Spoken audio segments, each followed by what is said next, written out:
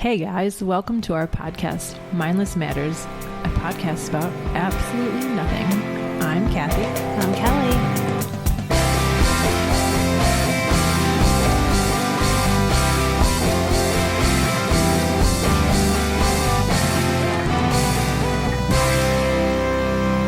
So my parents have a group of friends. Yeah. And they host themed dinner parties.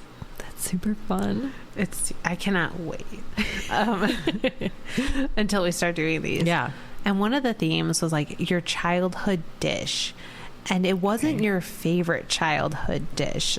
Like the meal you love that your parents always made. But it was one that was like iconic to your childhood that stood out. Most of them hated it. Like it was one of those dishes that really stood out as I never want to eat this, but we always had it. So like your parents like did a meal like of that, or you're saying like no, you're just thinking about they did it was like featured, so and it was all sort of the same genre of food. It was all sort of Eastern European type food.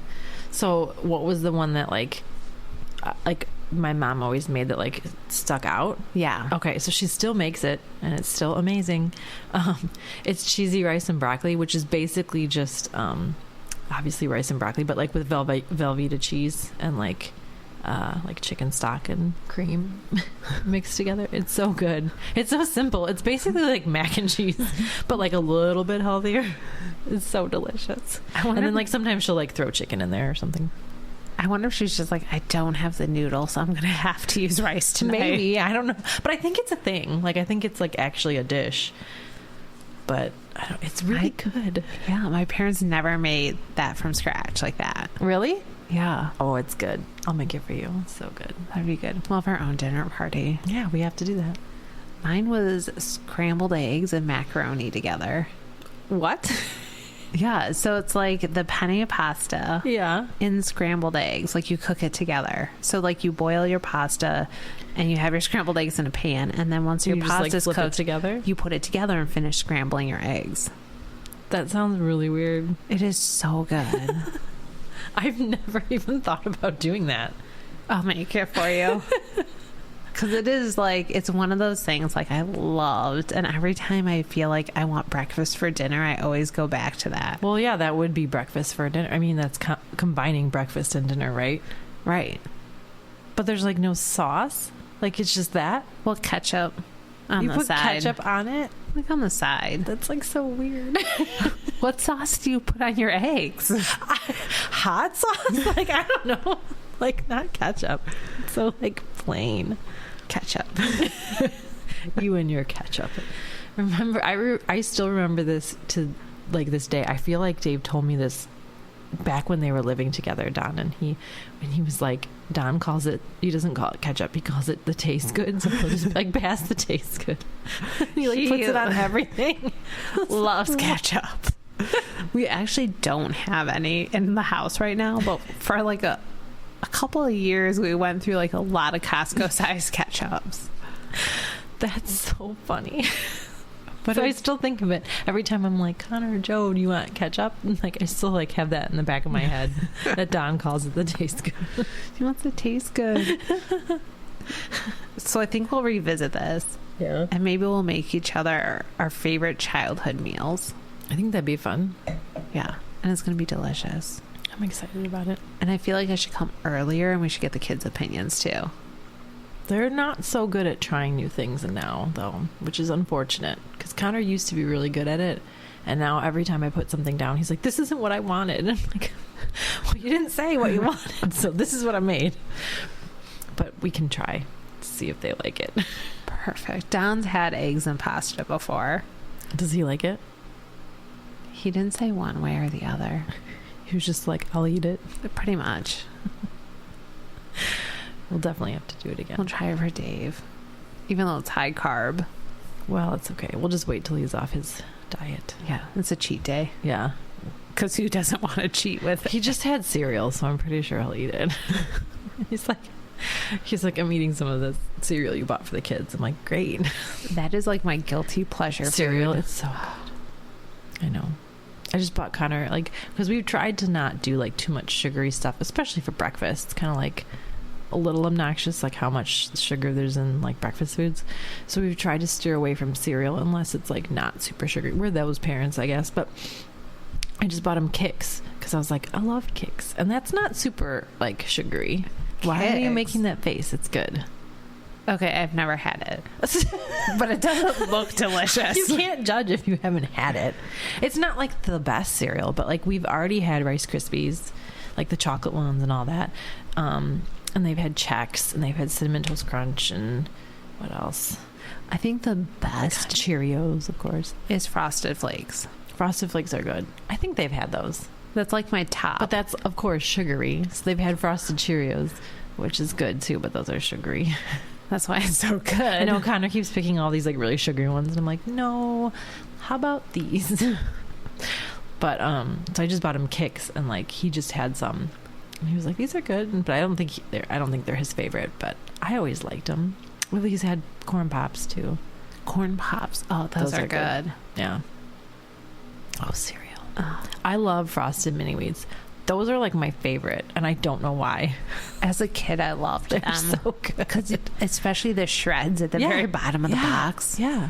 It's almost better, like the very bottom of the box. When you shred them all. When you have some of the cereal and then like the shreds in there, and then milk, it's good.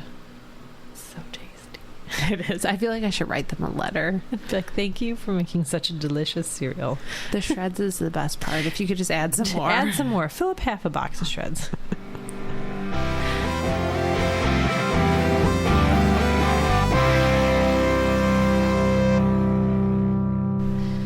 Okay. Okay, so I love chocolate.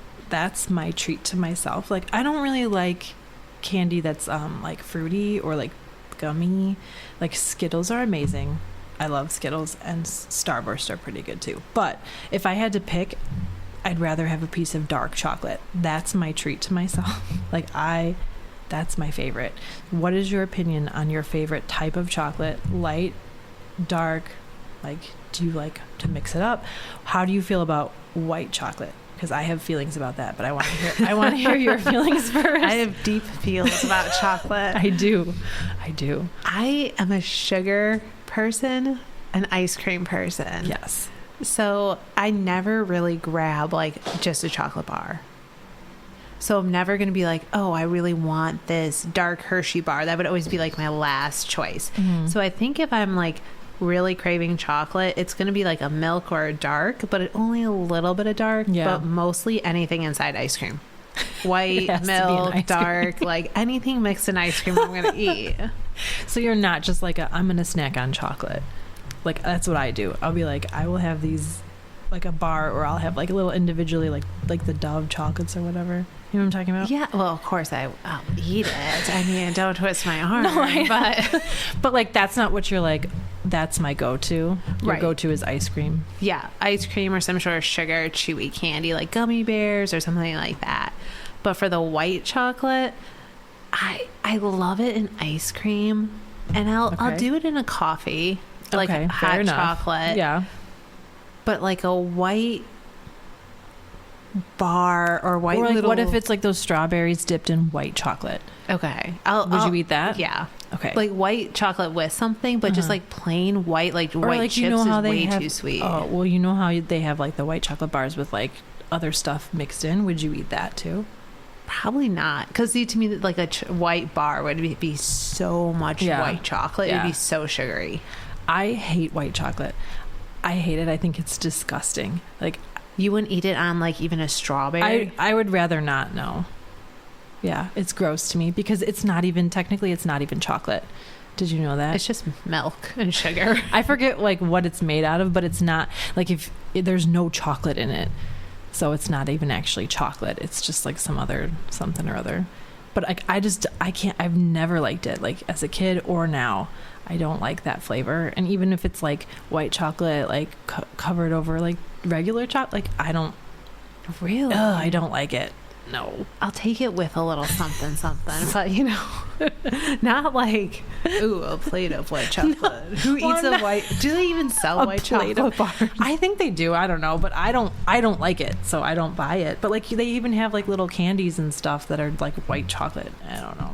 It's gross to me. I think we're going to have to verify this and do taste testing. It's the only solution to ensure that we really know. Bring them in next time. Right, give each one a taste. Yeah. We're going to have to see what people like if we have a lot of white chocolate fans, because I'm not that person. No. Can't have it. But I love dark chocolate. And I know that some people will think that's weird. Like, I like the 85% chocolate, like dark chocolate. I mean, I love milk chocolate, don't get me wrong, because that's delicious and smooth and beautiful and it can melt in your mouth. But sometimes, like, there's just something about, like, the crumbly dark chocolate. I really like it. See, Dave thinks I'm weird because he's like, that's too dark. But it is. I just think it's good. I don't know. I love, I'll eat, like, a dark chocolate brownie or something like that. Yeah. But that's because there's, like, added sugar. Right. So it's not really dark chocolate. But I hate cocoa powder. Well, no one likes cocoa powder by itself because it's not sweet. Right, but even mixing it in cookies or mixing it in like hot chocolate or cake or using that as like your foundation, it's too dark for me. Oh, really? Yeah, it's so bitter and like, I guess it's just too chocolatey. There's too much chocolate. Like, it's too much chocolate to handle. See, I'm the opposite. I'm like, give me all of that chocolate. Like, I could just put it in like a smoothie and that would be good. I would like it. It's good. No, hard pass. Maybe like chocolate chips, but like a chocolate. Well, and that's the thing is like I like chocolate chips and I will eat the sugary ones too because that is also delicious. But again, I could eat like an 85% dark chocolate whatever bar. So I really love putting chocolate chips in the freezer. Yeah. Is it good? I feel like chocolate tastes better when it's frozen. I guess I've never thought of that. Like, and then just like using that as your snack. Like, I mix chocolate chips with peanut butter as my snack. Right. They'll just like pull them out of the freezer and have a few frozen. Yeah. We'll have to try it. We'll have to add this to our taste test list just to verify our opinion. Yeah, seriously. Now, getting into the things that Dave is going to probably be like, why are you talking about that? But so we talked about the floss before. So I asked him how he did that. So we have a conclusion to this. But let's start from the beginning. So I'm terrible with flossing, so I don't do it as much as I should because I'm tired and I'm like, I'll do that tomorrow. We're just going to ignore like the dentist recommended amount to floss in this. I do it just way less than I should. But okay, so now most floss, the good floss anyway, has the little cutter on the inside of the little case, right? So you pull it out and you cut it and you close it and the floss is inside and it's clean because it's inside the case, right? Okay, so I don't buy the nice floss. Well, even the not nice floss has the cutter, right? Like right. It has the cutter. It has a cutter. Okay. I have to buy the nice one, otherwise it sticks in my teeth and like shreds, Ew. Yeah, like you have to buy the thick floss, I need not the glide. Thin. Yeah, I need the like glide. Oh, the glide is the good stuff. I can't use anything else. Anyway, my teeth must be crammed in there. But like, so that's how I do it is you cut it and then you use that piece that you've cut off because then you throw it away because it's dirty because that's going in your mouth, sanitary reasons, right? I did not know for the longest time. Dave and I have been married almost 8 years. And for the longest time, I was like, how is this possible? I don't understand. And I could not figure it out. But whenever I had opened the cabinet to like get floss out there, it'd be like floss wrapped around the outside of the container. Yeah. Is that like in the cut? Like it's like hooked in the cutter, right? Right. Then closed. And then there's extra. And it's wrapped around the outside of the container and put back. Do not tell me that this is like multiple use floss situation.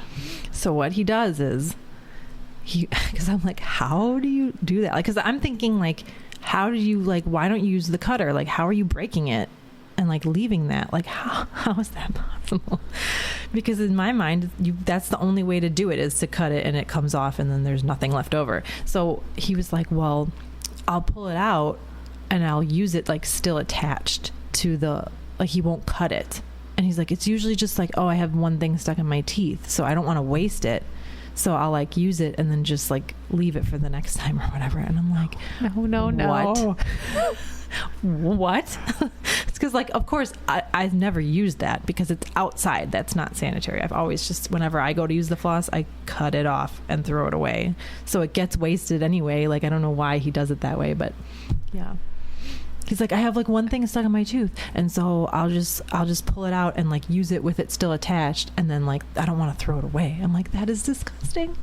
But I shouldn't be surprised because he uses like receipts and stuff and like paper, like gum wrappers to like get stuff out of his teeth. That's like, to me, an emergency situation. But like, well, like, sure, I don't get mad at him, but like sometimes we're like in the house and I'm like, go floss. Like, oh, if you're like within like 5 feet of floss, exactly. It's like floss is the option. Exactly. Mine is like, I feel like it's so gross to like go from tooth to tooth without like completely moving over it. Yeah. So like I always use way too much. Oh, like, I use way too much too. I have to like completely move the floss. Like there's no like sharing floss. Even though it's like it's all your mouth. But like in my I know, mind. I get it too. Because they're like, oh, flossing removes all the bacteria and germs. And then there's germs on it, right? Right. So I'm like, well, you're just going to spread it throughout your mouth. You're just going to move it to the next one and the next one and the next one. And then I'm like, then what's the point of flossing? No, I totally do that too. Okay. Or I don't know if I do it between each tooth, but I try to like move it a little bit at least. But I definitely do like, so if I'm doing the top, I'll go from the middle to the back and then I'll move like a big chunk over it and I'll do the middle to the back and then I'll move and then I'll do the bottom from like the middle to the back. And it's like I have sections, like 4 different sections of my mouth that I do. I go like, this is so interesting. So I'm like, how does everybody do? Like, I know, right? Is this like a toilet paper thing, like over or under? Because to me, I go from like the back tooth. You'd go back forward? Yeah, I go all the way around. Oh. No, I've never. I usually do like I start in the middle and then I like section it off. So like I usually will go from like my front 2 teeth and then I'll go to the left. And then I'll go back and like go to the other side. We'll have to Google like the most common. I wonder if there's like a proper way to do it. I don't know why that would matter, but I'll ask the dentist. I am taking the older 2 to the dentist tomorrow. Right. He'll like, probably so what's like, the proper way to floss? He's going to be like, do your kids have pacifiers? And I'll be like, yep, they definitely do. He'll be like, let me show you how to floss. You're like, no, not how. No, I know pattern. how. But is there a specific tooth to start with? And he's going to be like, no. Hopefully you just like make something up just to like satisfy it. You have to start with this little eye tooth over here. Just the canines. Just the canines. Yeah, I am a toilet paper like over the top, like has to go over. Like ours are up. So our toilet paper. What do you mean? Oh yeah, yours are up. Vertical. Our toilet paper holders. So that argument is like gone then, yeah. Right. So ours would be like right or left, I guess. But it doesn't really matter at that point. No, I don't think it does anyway.